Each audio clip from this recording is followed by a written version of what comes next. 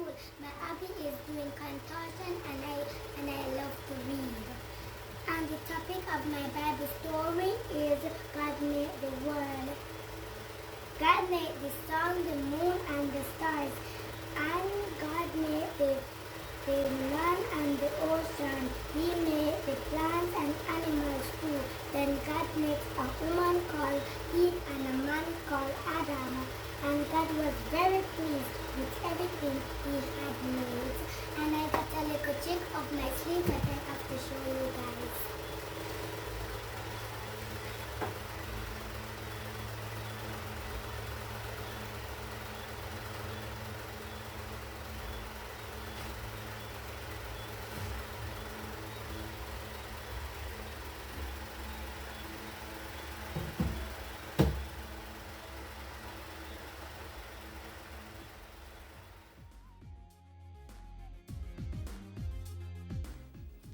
Wow, super strong and flexible Tamara Noble there.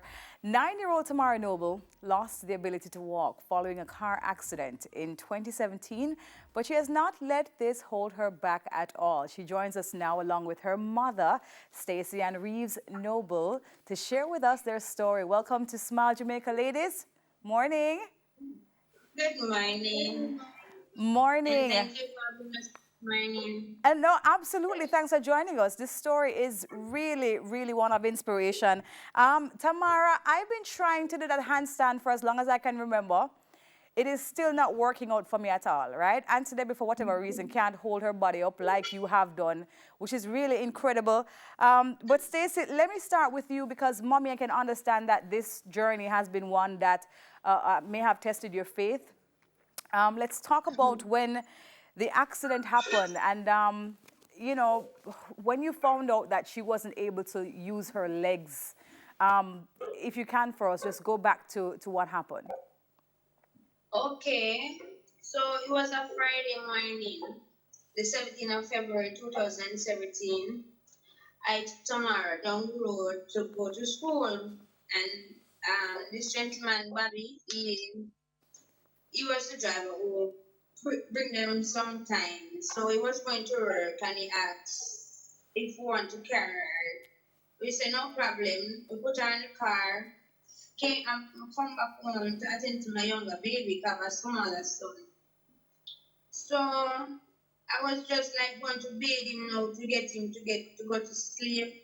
Then my next door neighbor run come and said she heard that Bobby crash and Pitney dead. So I was like, we just put Diamond in that car. Our pit name is Diamond. We call her Diamond, right? So I said, we just put Diamond in the car. So same time I run out, that I have a friend when they come. So me not even know, me just left the baby, everything, I run out, me jump in a one taxi. By the time I reach on the accident scene, them say the children them in the hospital. So I went to the hospital. When I went to the hospital, them said, no parents, teacher.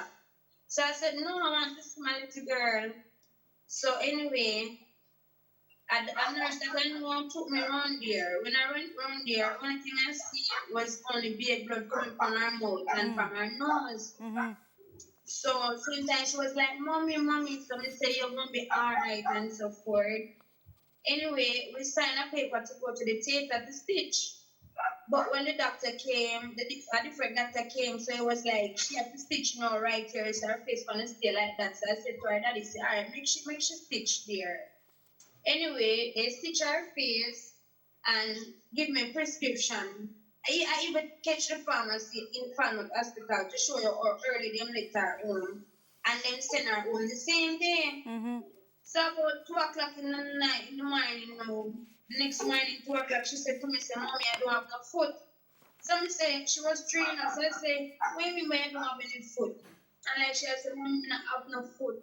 And we go to me, I cut her leg, and she said she can't feel it. So same time, I pinch her, she said, mommy, I still can't feel it.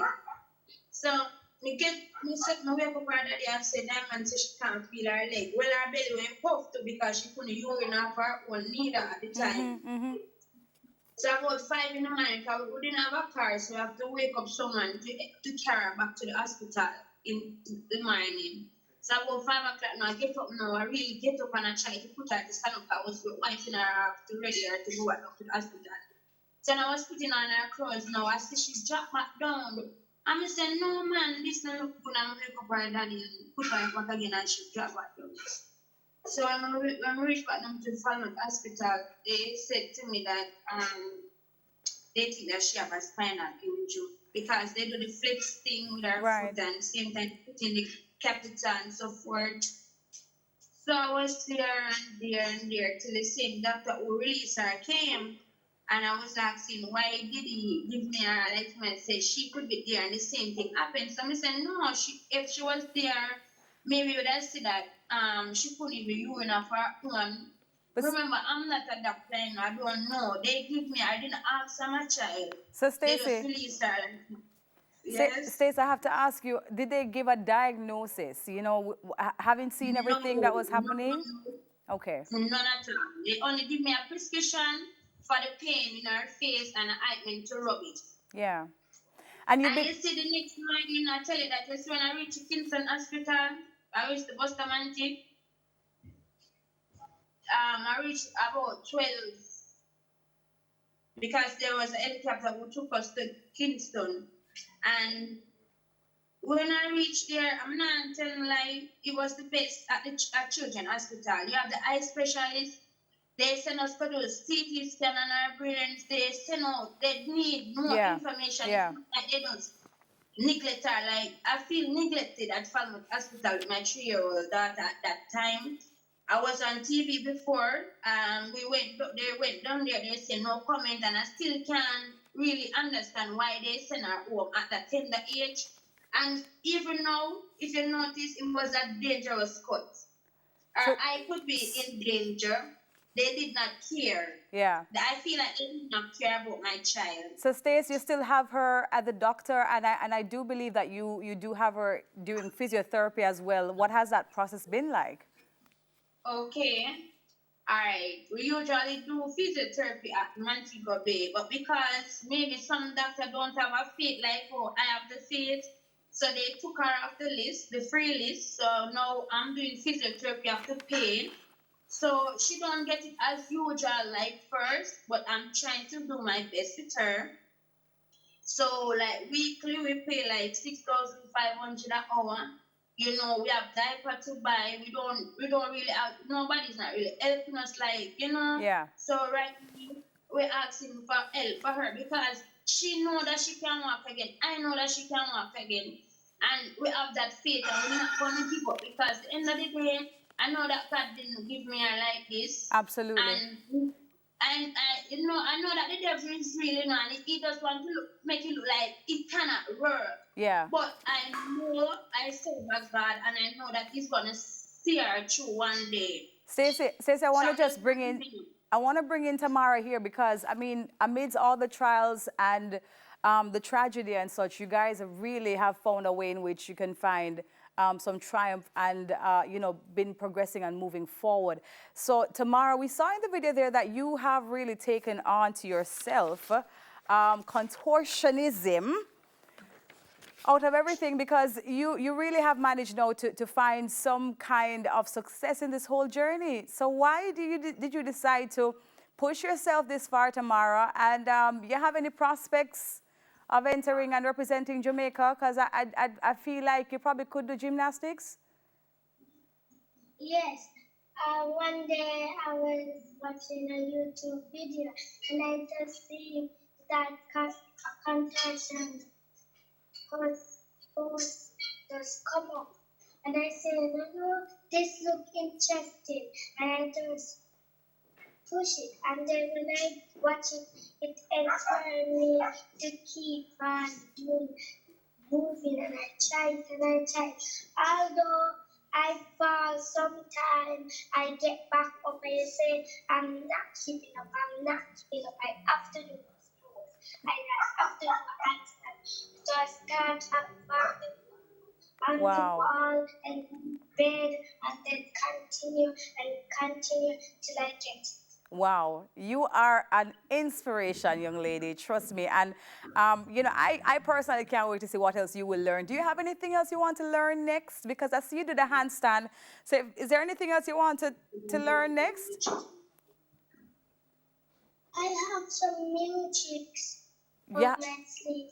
Some new tricks I can do an elbow stand, and I can do like this and go for the hands.